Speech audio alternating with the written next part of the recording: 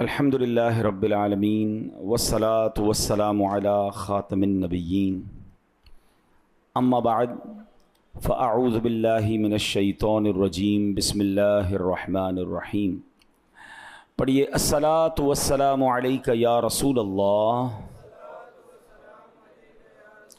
وعلی آلک واصحابک یا حبیب اللہ۔ الصلاۃ والسلام علیک یا نبی اللہ وعلی آلک واصحابک یا نور اللہ۔ درود پاک پڑھنے کے بے شمار فضائل و برکات ہیں۔ میرے آقا مدینے والے مصطفیٰ صلی اللہ تعالیٰ علیہ وسلم کا فرمان عالی شان ہے، من صلی علی واحدۃ صلی اللہ علیہ عشرہ، جس نے مجھ پر ایک بار درود پاک پڑھا اللہ پاک اس پر 10 رحمتیں بھیجتا ہے۔ صلو علی الحبیب صلی اللہ تعالی علی محمد صلی اللہ علیہ وسلم۔ نبی کی شان میں ہو جس قدر درود پڑھو، محبوں پاؤ گے جنت میں گھر درود پڑھو۔ خدا تو بھیجے ہے صلو وسلموں کا خطاب، تم ایسے بیٹھے ہو کیوں بے خبر درود پڑھو۔ رہو گے حفظ الہی میں رات دن محفوظ، رسول پاک پہ شام و سحر درود پڑھو۔ ایک بار پھر محبت کے ساتھ درود پاک پڑھ لیں، صلو علی الحبیب صلی اللہ تعالی علی محمد صلی اللہ علیہ وسلم۔ قرآن مجید فرقان حمید کی کچھ آیتیں یا کوئی ایک آیت ہم سنتے ہیں، اس کا ترجمہ سنتے ہیں اور اس سے لیسن لینے کی، سبق لینے کی کوشش کرتے ہیں، قرآن کی باتیں کرتے ہیں۔ قرآن مجید فرقان حمید کی آج جو آیت ہم نے سننی ہے، آیت نمبر 100 ہے، سورہ بقرہ ہے اور پارہ نمبر 1 ہے۔ اللہ اس آیت میں ارشاد فرماتا ہے، بسم اللہ الرحمن الرحیم، اب کلما عاہدوا عہدا نبذہ فریق منہم بل اکثرہم لا یؤمنون۔ آسان ترجمہ قرآن کنز العرفان۔ اور جب کبھی انہوں نے کوئی عہد کیا تو ان میں سے ایک گروہ نے اس عہد کو پھینک دیا، بلکہ ان میں سے اکثر مانتے ہی نہیں۔ اب اس آیت کریمہ کا آسان مفہوم یہ ہے کہ کیا بنی اسرائیل کی یہی عادت ہو گئی ہے کہ جب کوئی عہد کرتے ہیں تو ان میں سے ایک گروہ اس عہد کو پس پش ڈال دیتا ہے، اس عہد کو توڑ دیتا ہے، انہیں کوئی پرواہ نہیں ہے؟ بلکہ حقیقت یہ ہے کہ یہ لوگ تورات پر بھی ایمان نہیں رکھتے، اس لیے عہد کو توڑنا گناہ بھی نہیں سمجھتے۔ اگر یہ تورات کو مانتے ہوتے تو کم از کم عہد کو ضرور نبھاتے۔ اب پیارے اسلامی بھائیوں، وعدے اور عہد، اس پہ ذرا فرق سمجھ لیجئے گا۔ وعدہ یہ ہوتا ہے کہ جس میں کچھ شرائط وغیرہ مقرر نہیں ہوتی، اور عہد وہ ہوتا ہے جس میں شرائط بھی رکھی جاتی ہیں۔ مثال کے طور پہ وعدہ یہ ہوتا ہے کہ کوئی کہتا ہے میں کل آپ سے ملوں گا، یہ وعدہ ہے، ٹھیک ہے، کوئی شرط نہیں ہے۔ مگر عہد یہ ہے کہ اگر آپ آئیں گے تو میں بھی آؤں گا، اس میں شرط ہو گئی کہ آپ یہ کریں گے تو میں یہ کر لوں گا۔ تو یہ عہد ہے اور وعدہ، دونوں ہی بڑے اہم ہیں اور دونوں توڑنے کے لیے نہیں ہوتے۔ اب بنی اسرائیل نے 2 وعدے کیے تھے، 2 عہد کیے تھے، ایک اللہ سے، ایک اللہ کے حبیب علیہ الصلوۃ والسلام سے۔ اب کیا ہوا؟ پہلا وعدہ جو اللہ نے ان سے تورات میں دیا تھا کہ جب نبی پاک علیہ الصلوۃ والسلام اللہ کے آخری نبی آئیں گے تو تم ان پر ایمان لے آؤ گے۔ اچھا سبحان، تم ایمان لے آؤ گے تو اللہ تمہیں دنیا اور آخرت میں بلندی عطا فرمائے گا۔ انہوں نے عہد لیا، مگر جب نبی پاک علیہ الصلوۃ والسلام تشریف لائے تو وہ ایمان نہیں لائے۔ قرآن کہتا ہے اوفو بعہدی اوفی بعہدکم، میرا عہد پورا کرو میں تمہارا عہد پورا کروں گا۔ اللہ نے وعدہ فرمایا تھا مگر ان بدبختوں نے اس عہد کو توڑ دیا۔ اچھا، اب سرکار دو عالم علیہ الصلوۃ والسلام سے کیا وعدہ کیا تھا کہ جب نبی پاک مکے سے مدینے پہنچ گئے تو یہودی وہاں جو رہتے تھے انہوں نے وعدہ کیا، عہد کیا، تحریری معاہدہ ہوا، شرائط طے ہوئیں، کنڈیشنز طے ہوئیں۔ ایک شرط یہ تھی کہ جب باہر سے کوئی دشمن مدینے پر حملہ کرے گا تو مسلمان اور یہودی مل کر ڈیفینڈ کریں گے، اس کا جواب دیں گے۔ مگر ان بدبختوں نے عہد توڑا۔ غزوہ احزاب کے موقع پر خود قریش کے لوگوں کے ساتھ مل کر، مشرکوں کے ساتھ مل کر یہودیوں نے مدینے پہ حملہ کر دیا۔ اللہ اکبر۔ تو اب قرآن نے یہی کہا نا کہ کچھ لوگ ہوتے ہیں جو عہد توڑ دیتے ہیں، عہد کی پرواہ نہیں کرتے۔ اب یاد رہے کہ ہم مسلمانوں کے لیے اس پورے واقعے میں درس کیا ہے؟ یہ پتہ چلا کہ عہد توڑنا یہ بے ایمانوں کا طریقہ ہے، یہ غیر مسلموں کا طریقہ ہے۔ مسلمان وعدہ نہیں توڑتا، مسلمان عہد نہیں توڑتا. حدیث پاک میں آتا ہے کہ لا ایمان لمن لا امانت لہ ولا دین لمن لا عہد لہ. اس کا ایمان نہیں جو امانت دار نہیں، وہ جو عہد نہیں نبھاتا اس کا کوئی دین نہیں. اب غور کریں، میں اور آپ کیا کہتے ہیں؟ بھائی میں پکا مسلمان. نبی پاک تو فرما رہے ایمان ہی نہیں ہے جو امانت دار نہیں ہے. ادھر تو ڈر لگتا ہے کسی مسلمان کے پاس کوئی چیز رکھوانے میں کہ پتہ نہیں ٹائم پہ واپس ملے گی کہ نہیں، قرضہ دے رہا ہوں واپس آئے گا کہ نہیں ہے، سودا کر رہا ہوں پتہ نہیں چیز واپس، یہ میرے پیسے ملیں گے نہیں. کوئی وعدہ پورا نہیں کر رہا، کوئی امانت پوری نہیں کر رہا. سوچئے. فرمایا، دوبارہ سنیں، اس کا ایمان نہیں جو امانت دار نہیں، اور وہ جو عہد نہیں نبھاتا اس کا کوئی دین نہیں. بلکہ ایک جگہ سرکار دو عالم علیہ السلام نے 4 نشانیاں بیان کی منافق کی. اب دیکھیں نا، اللہ نہ کرے کوئی کسی کو کہے تم منافق ہو، کتنا غصہ آئے گا، مجھے مسلمان کو منافق کہہ رہے. سرکار دو عالم علیہ السلام نے نشانیاں بتا دی یہ منافق کی. اب سنیے ذرا حدیث پاک، اور اس حدیث پاک سے اللہ کرے کہ ہم سارے سبق حاصل کریں. اور یہ حدیث بخاری شریف کی ہے. اللہ اکبر. کیا حدیث ہے؟ 4 من کن فیہ کان منافقا خالصا. 4 عادتیں جس میں ہیں وہ پکا منافق ہے. خالصاً کا لفظ یوز ہوا ہے، ٹھیک ہے. اب وہ 4 عادتیں اللہ نہ کرے اگر ہم میں ہیں تو آج توبہ کر کے کھڑے ہونا ہے، اپنی ان عادتوں سے جان چھڑا لو. اب آگے فرمایا ومن کانت فیہ خصلۃ منہن کانت فیہ خصلۃ من النفاق حتی یدعها. فآقا فرماتے ہیں اور جس میں ان عادتوں میں سے کوئی ایک عادت ہو تو اس میں وہ منافقت کی عادت ہے، یہاں تک کہ اس عادت کو چھوڑ دے. یعنی ایسا نہیں ہے کہ 4 پوری ہوں گی تو ہی منافق ہوگا، ایک بھی ہے تو وہ عادت منافقت کی عادت ہے، اب اسے چھوڑ دے. اب وہ 4 عادتیں غور سے سنیں. نبی پاک فرماتے اذا اؤتمن خانا، جب اس کے پاس امانت رکھائی جائے وہ خیانت کرے. واذا حدث کذب، جب بات کرے بولے تو جھوٹ بولے. پھر فرمایا وَإِذَا عَاهَدَ غَدَرَ، جب وعدہ کرے تو اسے توڑ دے، عہد کرے تو توڑ دے. پھر فرمایا وَإِذَا خَاصَمَ فَجَرَ، فرمایا جب کسی سے جھگڑا ہو جائے تو گالی بکے. اللہ اکبر. بخاری شریف کی حدیث ہے. یہ 4 باتیں چیک کر لیں اپنے اندر. دوبارہ ریپیٹ کر دیتا ہوں. اللہ کرے کہ ہم میں کسی میں بھی یہ عادت نہ ہو، لیکن اگر کسی میں ہے تو زندگی میں توبہ کرنی ہے نا، قیامت کے دن مارے جائیں گے. دوبارہ سنیں. فرمایا اذا اؤتمن خانا، امانت رکھوائی جائے خیانت کرے. آج کاروباری لوگ سوچ لیں یار اس کے پیسے آ گئے ہیں نا، اس کو پتہ نہیں، چلو چھوڑو نا، کوئی ڈنڈی مار رہا ہے. سودا بیچارہ وہ مسلمان سمجھ کر آپ سے سودا لے رہے ہیں، آپ سودے میں ڈنڈی مار رہے ہیں. آپ ناپ تول میں کمی کر رہے ہیں، آپ اس کو جناب کپڑا کم دے رہے ہیں، اس کو سودا کم دے رہے ہیں. چھوٹے چھوٹے، میں نہیں کہتا کہ یقیناً بڑے پیسوں والے بھی بےمانی کرتے ہیں. ادھر بعض اوقات تو ٹھیلے والا بےمانی کر رہا ہے، سبزی والا بےمانی کر رہا ہے. کیوں کر رہا ہے؟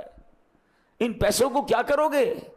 تھوڑا سا وزن کم زیادہ کر کے یہی پیسے بیماریوں میں چلے جائیں گے، یہی پیسے آفتوں میں چلے جائیں گے، اور عذاب آخرت کا پھر کھڑا ہے. اور کیجیے. بہت پہلے ایک واقعہ سنا تھا کہ ایک بندہ ٹھیلے والا صبح صبح کوئی صاحب فجر پڑھ کے جا رہے تھے، دیکھا ٹھیلے والا رو رہا ہے. تو کیوں رو رہے بھائی، کیا ہو گیا؟ کہ میں روزانہ ٹھیلا لگاتا ہوں، روزانہ سبزی یا فروٹ بیچتا ہوں اور اسی سے بچوں کے پیسے لے کے جاتا ہوں. آج سبزی منڈی سے 2 پیٹیاں لے کر آیا، 5 ہزار روپے روز کے لگاتا ہوں. اوپر سارا فروٹ اچھا تھا، جب کھولا تو اندر سارا گندا تھا. اب میں آج کا دن کیسے گزاروں گا اور اپنے بچوں کو کیا کھلاؤں گا؟ اس بندے نے جس نے یہ بےمانی کی، کسی کی پوری دن کی سمجھ لینا کہ کھانے پینے کو برباد کر دیا. اچھا پھر اسی طرح بعض اوقات ٹھیلے والے بےمانی کر رہے ہوتے. ہر وہ بندہ جو مجھے سن رہا ہے یا بعد میں سنے، غور کر لے کہ یہ ملاوٹ، یہ دھوکہ، یہ امانت میں خیانت، یہ بربادی ہے. اس سے امیر نہیں ہو جاؤ گے. اچھا امیر ہو بھی گئے تو یہ پیسہ کس کام کا جو حرام کا ہے؟ کوئی کسی کے قرضے دبا کے بیٹھا ہے، کوئی کسی کی زمین دبا کے بیٹھا ہے، کوئی کسی کی فائل دبا کے بیٹھا ہے. اچھا ایسی امانت میں خیانت ہے. بھائی اگر کسی والد کا انتقال ہو گیا اور کوئی بچہ نابالغ ہے، یتیم ہے، تو اب بھائی بہنوں پر اس یتیم بچے کا مال سنبھالنا، اسے پہنچانا امانت ہے. حق کھا جاتے ہیں، بہنوں کا حق نہیں دیتے وراثت میں. کدھر جاؤ گے یار؟ یہ منافقت کی نشانی ہے. آگے نبی پاک نے فرمایا وَإِذَا حَدَّثَ كَذَبَ، جب بات کرے جھوٹ بولے. سچ بتائیں یہ کتنا عام ہو گیا ہے، اتنا جھوٹ عام ہو گیا ہے. اچھا مذاق میں بھی جھوٹ بولنا ہے، خامہ خائی بھی جھوٹ بولنا ہے، کوئی فائدہ نہیں، پھر بھی جھوٹ بولنا ہے. فائدے کے لیے بھی نہیں بول سکتے ورنہ ویسے بھی بولنا ہے. یعنی پہلے ہم جب چھوٹے تھے نا، یہ بزرگ بیٹھے ان سے پوچھیں تو کبھی کبھی کوئی بندہ جھوٹ بولتا تھا، لوگ کہتے ہیں یار جھوٹ بول دیا اس نے. اب تو ایسا لگتا ہے بندہ کبھی کبھی سچ بولتا ہے. سمجھ ہی نہیں آ رہی کہ یار سچ بول رہا ہے جھوٹ بول رہا ہے. ہر چیز کا غلط ڈیفینیشن, ہر چیز کی پراپر جواب ہی نہیں دینا ہے. کدھر رہتے ہو, علاقہ غلط بتانا ہے. کام کیا کرتے ہو, کام غلط بتانا ہے. آفس میں جاب کر رہے ہیں تو جناب لیٹ آ رہے ہیں تو جھوٹ بول دیا. ٹریفک میں پھنس گیا تھا تو گھر میں بیماری تھی. کیا کرو گے یار, اتنا جھوٹ. مسلمان جھوٹا نہیں ہوتا, یہ منافقت کی نشانی ہے. آگے فرمایا وَإِذَا عَاهَدَ غَدَرَ, جب وعدہ کرے, عہد کرے, توڑ دے عہد کو. آپ فکر ہی نہ کریں حضرت, بس کل مل رہے ہیں, پرسوں آپ کا کام ہو جائے گا. ارے اللہ کی قسم, لوگوں کا تقیہ کلام قسمیں بن گیا. اب لوگوں کو لوگوں کی قسموں پر یقین نہیں ہے. یار یہ قرآن کی قسم بھی کھائے نا, اس کی بات مت ماننا. ایسا حال ہو گیا یار. مسلمان تو کہہ دے پتھر کی لکیر. مسلمان کا وعدہ 100%, مسلمان کا وعدہ پورا نہیں ہوگا تو کس کا وعدہ پورا ہوگا؟ میں آپ کو آگے واقعہ سناؤں گا, آپ حیران ہو جائیں گے نبی پاک نے کیسے کیسے عہدوں کو پورا کیا ہے. اور آج تو دیر ہی نہیں لگتی قسمیں کھا کے, وعدے کر کے. یہ کاروباری لوگ بھی کر رہے ہوتے ہیں, بس آپ پرسوں آ جائیں, کل آ جائیں, پرسوں وہ دھکے کھلائی جا رہے ہیں. یہ منافقت کی نشانی ہے. اور آگے فرمایا وَإِذَا خَاصَمَ فَجَرَ, جب جھگڑا ہو جائے تو گالی نکالتا ہے. یہ بھی ایسی برائی عام ہو گئی ہے. کبھی کبھی تو بندہ حیران ہو جاتا ہے کہ یار یہ 5 وقت کا نمازی ہے, چہرے پہ داڑھی ہے, سر پہ سجدے کا نشان ہے, اور یہ گالیاں دے رہا ہے. جھگڑا ہو جائے تو آپے سے باہر ہو جاتے ہیں لوگ. نہیں, یہ منافقت کی نشانی ہے. اور اس کی وجہ بتاتا ہوں بندہ گالیاں کیوں دیتا ہے. اندر اس کے گند بھرا ہوا ہے. جس کے اندر صاف ہونا, اس کا باہر بھی صاف ہی نکلتا ہے. میں نے کئی بار بیان میں یہ مثال دی ہے. آپ کسی برتن میں دودھ لے کے جا رہے ہیں, اس کو ٹھوکر لگے گی تو کیا گرے گا بتائیے؟ دودھ ہی گرے گا نا, کیونکہ برتن میں کیا ہے, دودھ ہے. ٹھیک ہے, اب کسی برتن, آپ کچرے کا ڈبہ اٹھا کے جا رہے ہیں, ڈسٹ بن لے کے جا رہے ہیں کہیں پھینکنے کے لیے, دھکا لگ گیا تو کیا گرے گا؟ کچرا گرے گا. Simple is that. جب بھی دھکا لگتا ہے نا, جھٹکا لگتا ہے, تکلیف پہنچتی ہے, اندر سے وہی نکلتا ہے جو اندر بھرا ہوا ہوتا ہے. شریف آدمی کے منہ سے گالی نہیں نکل سکتی. اس نے گالیاں سنی ہی نہیں ہیں, اس کی عادت ہی نہیں ہے. آپ اس کے ساتھ اللہ نہ کرے کوئی مس بیہیو بھی ہو جائے, وہ بات کرے گا آپ سے, یار ایسا مت کرو, ایسا نہیں کرنا چاہیے تھا, آپ زیادتی کر رہے ہیں. وہ گالی تو نہیں نکال سکتا نا. لیکن بعض اوقات ایسا اندر کا باہر آتا ہے کہ بندہ حیران ہو جاتا ہے کہ یار یہ وہی آدمی ہے جو اتنی میٹھی میٹھی باتیں کرتا ہے, اتنی پیاری باتیں کرتا ہے, اور اب غصے میں یہ حالم. نہیں, ہم سب کو, مجھ سمیت, یہ چاروں عادتیں غور کر لیں, کیونکہ یہ بخاری شریف کی حدیث ہے. اور نبی پاک نے کیا فرمایا, جس میں یہ چاروں عادتیں ہوں وہ خالص منافق ہے, اور ایک بھی ہے تو یہ منافقت کی علامت ہے. اللہ مجھے بھی محفوظ فرمائے, آپ کو بھی محفوظ فرمائے. پلیز ان چیزوں سے اپنے آپ کو نکلیے گا. اچھا, جو عہد توڑتے ہیں نا, آج چونکہ ہمارا ٹاپک وعدہ ہے, عہد ہے, قرآن مجید فرقان حمید ان کے بارے میں فرماتا ہے اولئک لا خلاق لهم فی الآخرۃ ولا یکلمهم اللہ ولا ینظر الیہم یوم القیامہ ولا یزکیہم ولہم عذاب علیم. فرمایا ان لوگوں کے لیے آخرت میں کچھ حصہ نہیں, اور اللہ قیامت کے دن نہ تو ان سے کلام فرمائے گا, نہ ان کی طرف نظر کرے گا, اور نہ انہیں پاک کرے گا, اور ان کے لیے دردناک عذاب ہے. وعدہ توڑنے والے, عہد توڑنے والے, یہ کوئی نارمل بات نہیں ہے, دردناک عذاب ہے. اللہ ان سے کلام بھی نہیں فرمائے گا.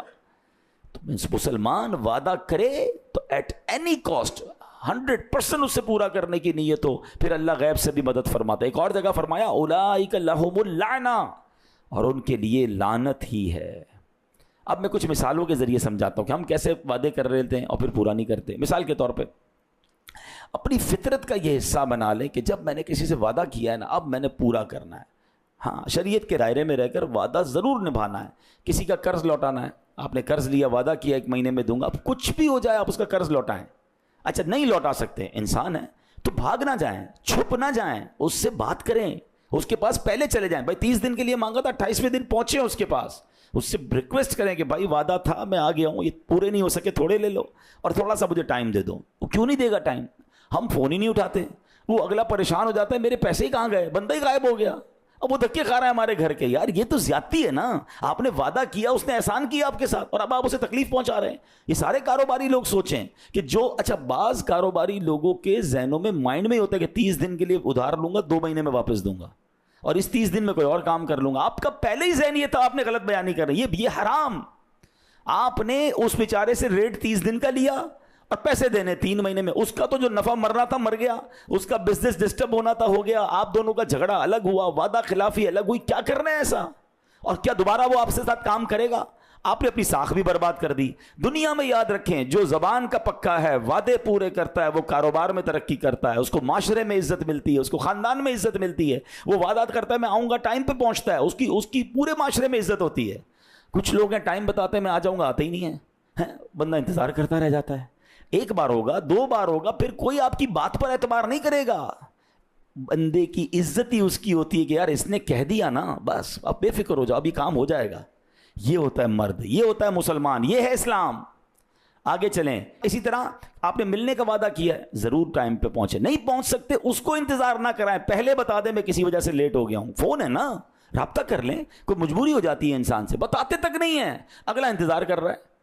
نہیں، یہ درست طریقہ نہیں ہے۔ بالکل اسی طرح نیک کاموں کے بھی لوگ وعدے کر لیتے ہیں، بھائی فکر نہ کرے میں اجتماع میں آؤں گا، یا میں فلاں جگہ پر ڈونیشن کے لیے وعدہ کر لیتے ہیں، قافلے کے لیے وعدہ کر لیتے ہیں، کسی بھی چیز کا آپ نے وعدہ کیا، آپ پوری کوشش کریں کہ وہ وعدہ نبھائیں، اسی میں آپ کی عزت ہے، اسی میں آپ کو انشاءاللہ برکتیں نصیب ہوں گی۔ اچھا، جب آپ وعدہ نبھاتے ہیں نا تو اس کے بہت زبردست فائدے بھی ہیں۔ اب کچھ فائدے سنیے گا، آپ کو شاید ابھی اندازہ نہیں ہوگا، لیکن جب آپ فائدے اور نقصان سنیں گے تو آپ کو لگے گا ہاں یار یہ تو ہوتا ہے۔ فائدہ کیا ہوگا؟ آپ کو اطمینان ملے گا۔ آپ نے کسی سے وعدہ کیا، آپ ٹائم پہ پہنچ گئے، آپ نے وقت پہ پیسے دے دیے، آپ نے وقت پہ بات پوری کر لی، آپ کو اطمینان قلب ملے گا۔ سب سے بڑی چیز تو ہے ہی سکون نا۔ اچھا، پھر اب عہد نبھانے والے کی طبیعت میں نظم و ضبط، ڈسپلن پیدا ہو جاتا ہے۔ اس کو پتہ ہے میری دن کا شیڈیول یہ ہے، میں نے فلاں سے یہ وعدہ کیا ہے، وہ ڈسپلن کے ساتھ لائف گزارتا ہے۔ پھر اس کے ساتھ اعتماد لوگوں میں بڑھتا ہے، لوگوں میں جناب بھروسہ بڑھتا ہے، احساس ذمہ داری نصیب ہوتا ہے، معاشرہ پرامن ہو جاتا ہے، معاشرے میں اعتماد کی فضا قائم ہوتی ہے، دوستی میں، کاروبار میں انسان کو ترقی ملنا شروع ہو جاتی ہے، لوگ اعتماد کرتے ہیں۔ اس کے اگینسٹ جو وعدہ توڑنے کا عادی ہوتا ہے نا، وہ پہلے تو سب سے پہلے نقصان اس کو ہوتا ہے، خود ہی بے چین ہوتا ہے، اس کو بے چینی رہتی ہے، یار اس کو بھی وعدہ کیا تھا، کیونکہ لوگ اسے ڈھونڈ رہے ہیں، وہ جواب نہیں دے رہا، پریشان ہو رہا ہے نا، پریشانی خود ہی پالی ہے، کیوں کیا وعدہ بھائی، اب بھگتو، تو خود ہی بے چینی اچھا لوگوں میں اعتماد ختم ہو جائے گا، لوگ اب بات نہیں مانیں گے۔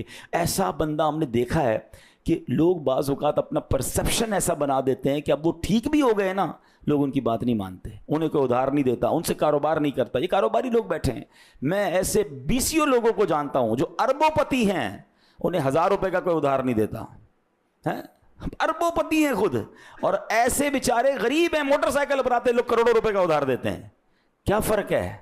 اس موٹر سائیکل پر آنے والے نے کروڑوں روپے کا اعتماد کمایا ہے، اس نے بھروسہ کمایا ہے، اور اس نے ہر بار جھوٹ بول کر، ہر بار وعدے توڑ کر، بنگلے میں رہتا ہے، بڑی گاڑی میں آتا ہے، لوگ کہتے ہیں بھائی پیسے پہلے دو گے پھر کاروبار ہوگا، آپ کو ادھار نہیں دے سکتا میں۔ بیکار ہے یار ایسی زندگی، یعنی آپ نے اپنے اعتماد کا بیڑا غرق کر دیا ہے۔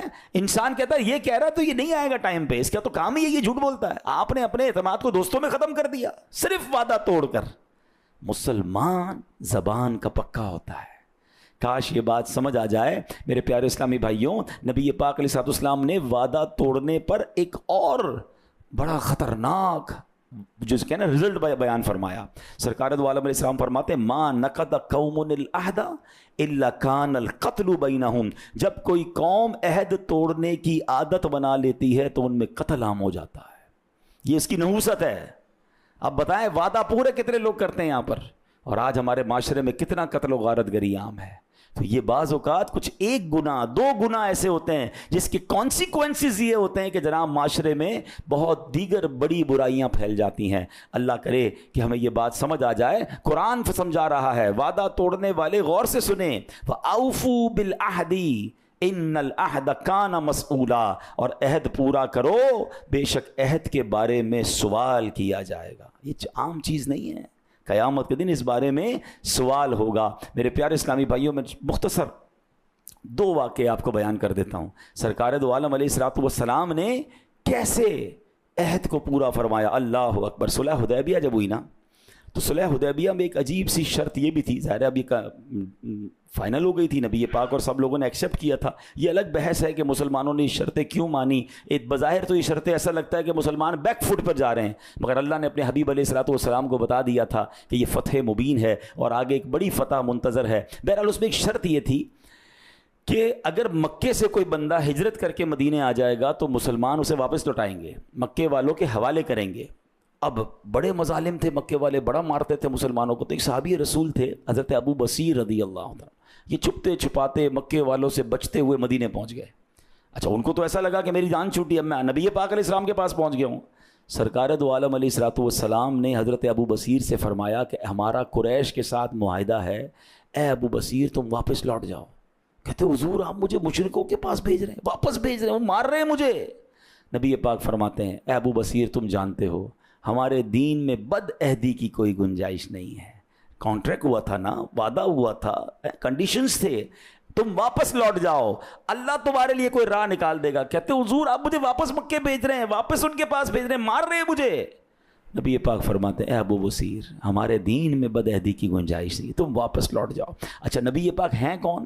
دل کیسا ہے، رحم کیسا ہے. قرآن کہتا ہے جب امتی کو تکلیف پہنچتی ہے تو ان پر گراں گزرتا ہے. عزیز علیہ ما عنتم، قرآن کہتا ہے جب جن پر تمہارا مشقت میں پڑنا بہت گراں ہے، بھاری ہے. ارے ہم تکلیف میں ہوں نبی پاک کے دل پر بوجھ آ جاتا ہے، مگر وہی نبی پاک اپنے صحابی سے کہہ رہے ہیں ابو بصیر واپس لوٹ جاؤ، اللہ تمہارے لیے راستہ نکالے گا. اللہ اکبر. ولا یصلح لنا فی دیننا الغدر، اے ابو بصیر ہمارے دین میں بد عہدی کی گنجائش نہیں ہے. یہ ہے اسلام ہے، یہ اسلامی حکومتوں کے لیے بھی درس ہے، یہ عہدے داران کے لیے بھی درس ہے، یہ جناب ہم سب مسلمانوں کے لیے درس ہے کہ جب جس موقع پر جس لیول کا معاہدہ کریں. آپ بزنس میں معاہدے کرتے ہوں گے، کانٹریکٹ کرتے ہوں گے، کسی کمپنی سے بات کرتے ہوں گے، لوگ غیر مسلم کمپنیوں سے معاہدے کرتے ہیں پھر جاتے ہیں، کیا تاثر جاتا ہوگا یار کہ یہ ہیں مسلمان کہ لکھتے کچھ ہیں کرتے کچھ ہیں.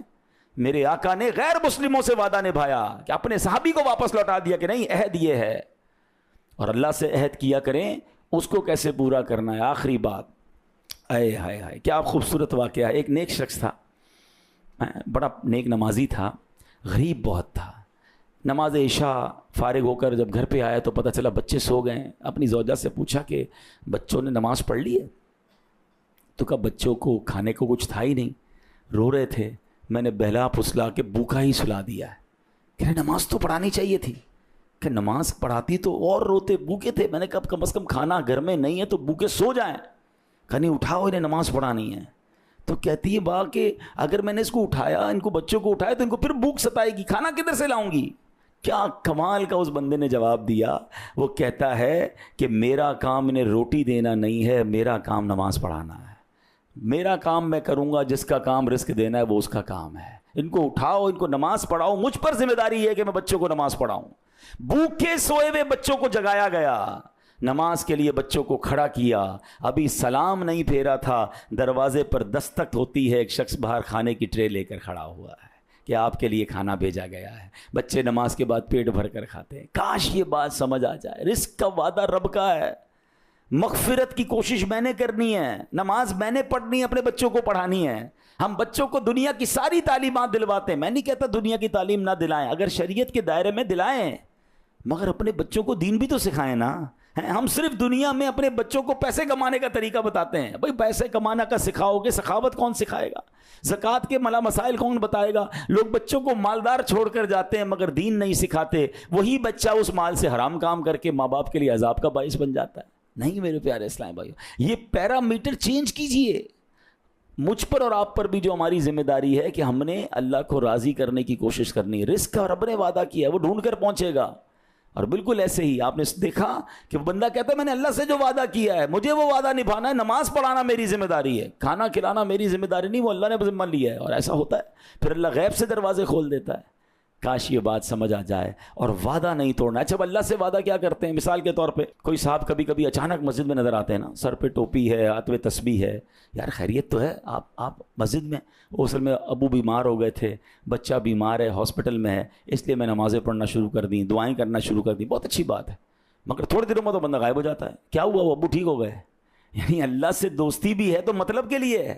اچھا بعض اوقات جب مشکل میں ہوتے ہیں نا، اللہ سے بڑے وعدے کہ یا اللہ یہ کام ہو جائے میں بس نمازی بن جاؤں گا، یہ کام ہو جائے میں اتنے روزے رکھوں گا، یہ کام ہو جائے میں اتنا چندہ دے دوں گا، یہ کام ہو جائے میں غریب کی مدد کروں گا. کام ہو گیا پھر بندہ اللہ کے وعدے بھی بھول جاتا ہے. یہ تو حرام ہے. رب سے کیے ہوئے وعدے آپ نہیں پورے کریں گے تو کدھر جائیں گے؟ بھائی ساری نعمتیں دینی تو رب نے، رب ہمارے وعدوں کا محتاج نہیں ہے. اگر آپ نے وعدہ کر لیا تو پھر وہ ایک چٹکلا ہے نا، ایک واقعہ ہے کہ ایک بندہ کہیں سمندر میں کہیں پھنس گیا، کسی دیگ میں بیٹھا تھا، پانی میں چلی گئی کسی طرح سے سمجھ لیں. اب وہ بڑی بڑی لہریں، وہ دعائیں کر رہا ہے، یا اللہ مجھے جو ہے وہ اس سمندر کی اس مشکل سے نکال دے، میں 100 دیگیں غریبوں کو کھلاؤں گا. اللہ کی رحمت سے وہ دیگ آہستہ آہستہ جس میں وہ پھنسا ہوا تھا کنارے کی طرف آنے لگی. پھر حساب کیا 100 دیگیں تو 5 لاکھ کی بنیں گی. تو یا اللہ اب تو 2.5 لاکھ، میں 50 دیگے دوں گا. اب کنارے کے قریب آ گیا، اب تھوڑا سا اور پانی اس کو کنارے کی طرف لانے لگا، سوچنے لگا 50 دیگے بھی 2-2.5 لاکھ کی ہوں گی. کہتے یا اللہ اب 10 دیگے دوں گا اگر میں اس سے بچ گیا تو. ہاں تو واپس ریلا آیا اور واپس پانی میں لے کے چلا گیا اس کو. تو اب آپ اللہ سے بھی اس طرح کی جو ہے وہ سودے کریں گے. ارے اللہ کے بندوں، آپ نے اگر کوئی نیکی کی نیت کی ہے تو کر ڈالیں، اللہ اس میں اور برکت ڈال دے گا. نمازوں کی نیتیں کرتے ہیں، نفل کی نیت کرتے ہیں، روزوں کی نیت کرتے ہیں، منتیں مانتے ہیں، کام ہو جائے تو بھول جاتے ہیں. اللہ سے بھی وعدہ خلافی. تو ایسے نہ کریں. اللہ کرے کہ آج کے اس بیان کی برکت سے ہم وعدے پورے کرنے والے بن جائیں، ہم امانت دار بن جائیں، ہم سچے مسلمان بن جائیں. چلیں 1 منٹ میں ایک اور واقعہ جس میں چوٹ بہت ہے وہ سن لیں، پھر اپنی بات ختم کرتا ہوں. ایک غیر مسلم تھا، عیسائی تھا، ٹھیک ہے. اس نے کسی مسلمان کے پیسے دینے تھے. مسلمان نے اس کو کہا میرے پیسے لوٹاؤ. وہ پیسے ہی نہ دے. مہینہ گزر گیا، 2 مہینے گزر گئے، 6 مہینے گزر گئے، وہ گھما رہا ہے. بڑا پریشان ہو گیا مسلمان. چلا گیا ان کے پادری کے پاس، جا کر کہتا ہے صاحب وہ میرے آپ کا بندہ ہے، آپ کے مذہب کو ماننے والا ہے، میرے پیسے نہیں دے رہا. اس پادری نے ایک پرچی لکھ کے دی مسلمان کو، جا کے اس کو دے دو. اس نے پرچی لی، جا کے اس عیسائی کو پکڑائی، اس نے فوراً پیسے نکالے، پیسے دے دیے. کہہ رہا یار میں 6 مہینے سے دھکے کھا رہا ہوں، میرے پیسے نہیں دیتے، ایک پرچی پہ پیسے دے دیے. پیسے نہیں چاہیے، پہلے بتاؤ پرچی میں کیا لکھا ہے. کہا پرچی نہیں دکھاؤں گا. کہ نہیں مجھے پڑھنا ہے اس پرچی میں کیا. بولا آپ کو پیسے مل گئے نا، آپ کا کام ہو گیا، آپ جاؤ. بولا نہیں مجھے پرچی پڑھنی ہے. مسلمان تھا، اس کا بھی دماغ تھا.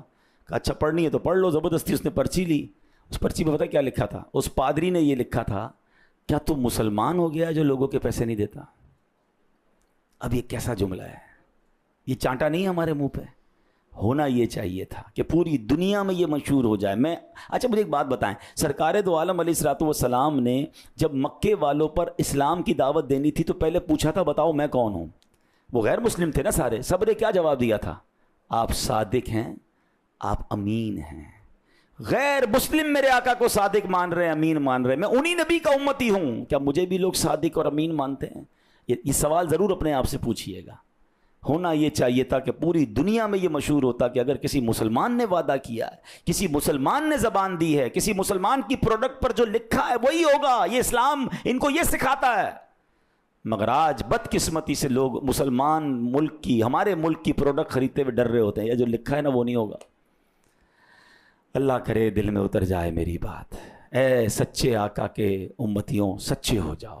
اے امانت دار نبی کے امتیوں امانت دار ہو جاؤ.